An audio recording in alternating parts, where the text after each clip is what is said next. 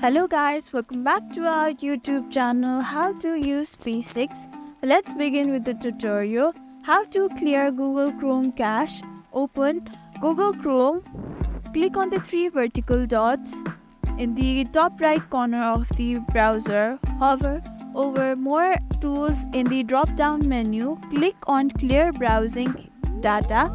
Alternatively, you can press Click Shift plus Delete or Command Shift plus Delete for Mac to open the menu directly.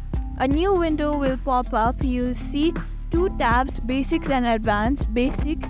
This option allows to clear cookies, cache, image files, and browsing history. Advanced. This option gives you more control, allow to clear additional data such as save password, autofill from data, etc.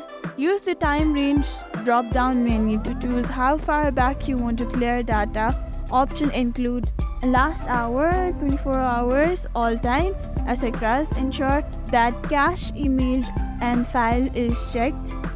You can also select other data type if desired, such as cookies and sites data. If you want to clear those as well, click on Clear Data button. The browser will start clearing your selected data, and this process may take few moments depending on how much data you have collected. Thank you for watching this video. Make sure you like, share and subscribe to our YouTube channel for more such content.